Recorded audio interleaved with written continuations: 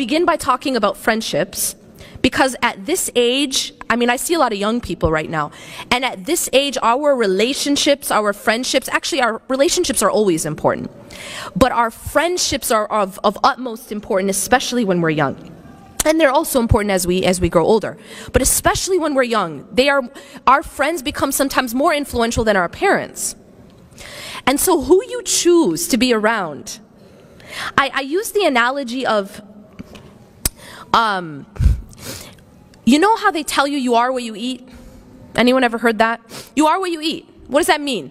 It means that if you eat healthy, you're gonna be okay. And if you eat unhealthy, you're gonna be very simple, right? What happens if you drink poison on a regular basis? Just a couple sips for breakfast. Anyone?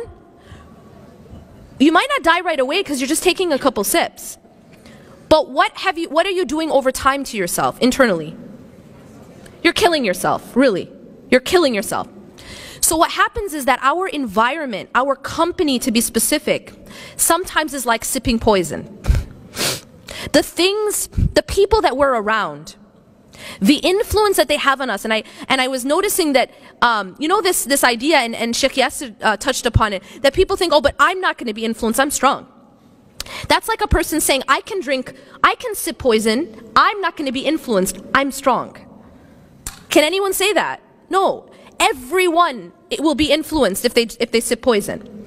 And in the same way, your relationships will affect you. It's just a fact. The Prophet ﷺ said, Al-mar'u ala khalili, ala dini khalili. So that a human being is on the same way as their closest companion. Do you know what that translates to? That means that you should pick out your closest companion to be the exact image you want to be. Does that make sense? Because the Prophet ﷺ said that you will be like your closest companion. You'll be the same deen. And deen doesn't just mean religion, by the way. Deen just means a way. The way that they are. And that's why you find that when people are like BFFs, they're really, really close, they actually start to even have the same mannerisms. They pick up the same gestures. They make the same faces. You know what I'm saying? They laugh at the same stuff. We start to actually morph into the people that we're close to, yes or no? Yeah, you do. You do. You just start to become almost like the same person. This is what the Prophet ﷺ, he understood psychology before there was something called psychology, right? And he's telling us you will be on the way of your closest friend. So what does that translate to? It means that I should pick my closest friend to be someone that I want to become. And if your closest friend is not someone you want to become, then you need to sort yourself out. Because you become that person. And let me also add that it may not be a friend that you physically see, as Sheikh Yasser alluded to, and I'm going to get to that as well. It may be someone that you follow religiously online. It might be someone that you look up to and you're following every step, even what burger they ate that day. And that person you start to also become like. I found a really strange, this is just a personal thing, this strange phenomenon that I noticed. And that there was like, you'd know people who had certain stars, whether they were like athletes, that that was their role model. And it's like years and years growing up, this was like their role model. They actually acted like them. Like I started to notice that they would act like them. They would gesture like them.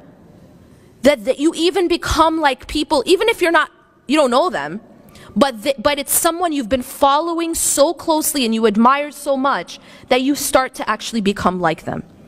So be very mindful who you take as that closest companion, because that's what you become.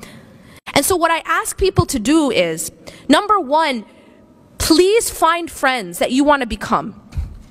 And that person that you take closest to you, make sure it's someone you admire and someone that's actually going to help you furnish that home that you're going to. Not someone who's going to come with a torch and burn it down for you. There are friends who actually are burning that house for you. You guys feel me, or you don't feel me at all? You feel me? They're actually the ones burning that house down. But guess what? you're the one who's going to have to go. Nobody comes to your grave with you. You go by yourself to your grave. And if your friend is the one who helped you burn it or burn that home, you're stuck with it. And this is the reason why the people of hellfire, one of their biggest regrets is going to be, I wish I had not taken so-and-so as a friend. I wish I had not taken so-and-so as a friend. Because the problem is, our friendships, our companionship affects us deeply. And it either helps us build and furnish that home, or it helps us burn it down. And I'm telling you this because it's in your best interest. I don't get anything for whether, depending on how you furnish your home, it doesn't change my home.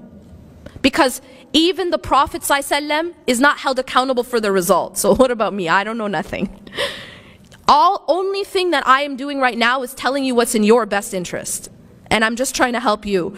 But see, you have to go there alone. Your mom can't go with you, your friend can't go with you. And so it's really all about how you build your own home, your final home. And believe me, your friends have a big part to play in that. And then later on, who you take as your spouse. Because this is going to become your closest companion at one point. Be very, very mindful that it's someone who's going to help you build that home, not someone who's going to burn it down.